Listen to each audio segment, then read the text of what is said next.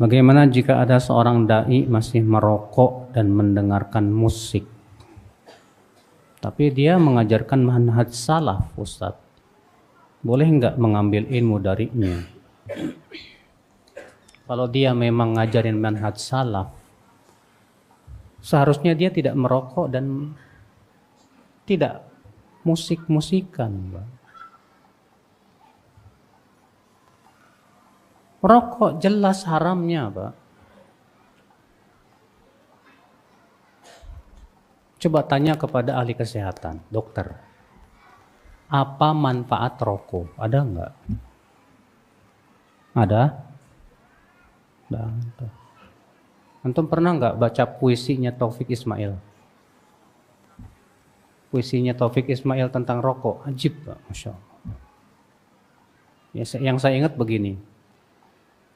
Arak memiliki 30 lebih mudarat sama dengan haram.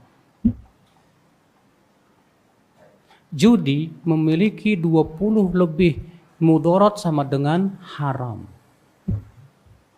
Zina memiliki 40 lebih mudarat sama dengan haram. Rokok mengandung 4.000 racun. Masa cuman makruh? Puisinya Taufik Ismail bagus banget tentang masalah rokok itu, Bro. Iya. Makanya lihat, bukti yang paling agung yang menunjukkan rokok itu bahaya, buktinya di kantong rokoknya udah tertulis.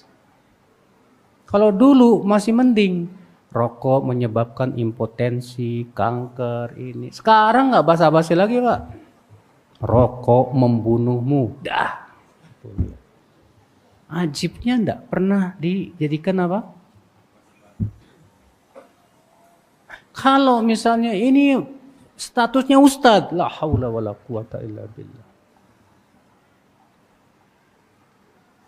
Dalam ilmu hadis, syarat seorang perawi itu harus adil. Apa itu definisi adil?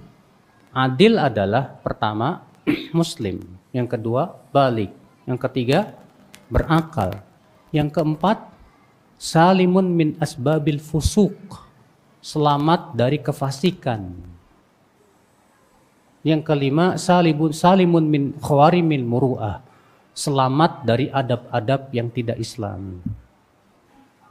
Dalam Islam yang boleh menjadi saksi, baik saksi nikah, saksi jual beli, saksi dalam masalah berbagai macam ya hukuman had, itu hanya orang yang adil.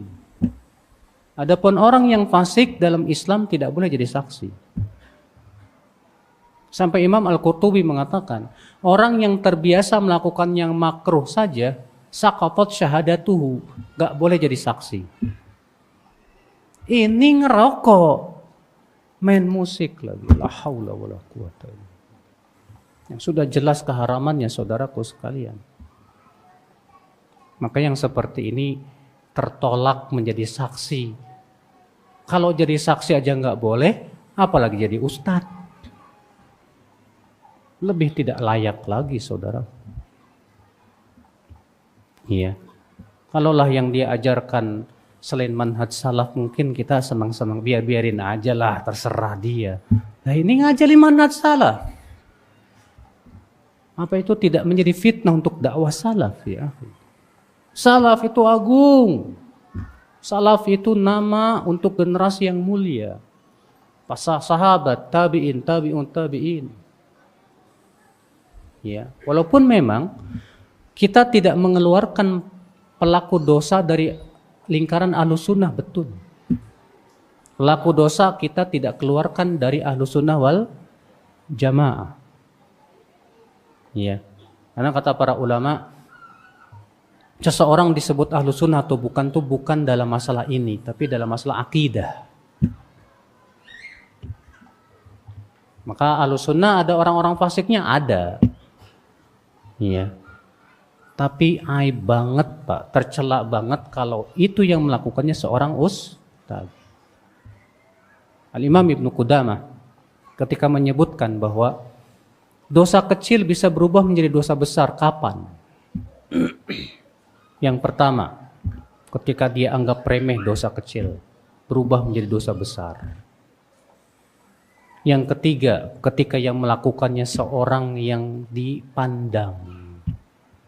Seorang ustadz misalnya, seorang ajengan, seorang kiai. Ketika dia yang melakukannya, maka itu menjadi besar di sisi Allah. Bukan kecil, Pak. Sebab dia akan menjadi panutan. Dia akan menjadi apa? Panutan. Nah ini saudaraku. Maka kalau antum melihat ada ustadz seperti itu, nasihatin dia. Kasih tahu ustadz, tidak layak antum berbuat seperti itu. Antum kan sudah tahu hukumnya ustadz. Kenapa masih dilakukan? Apa tidak takut antum kepada Allah? Tidak takut kepada api neraka? Antum jadi panutan manusia.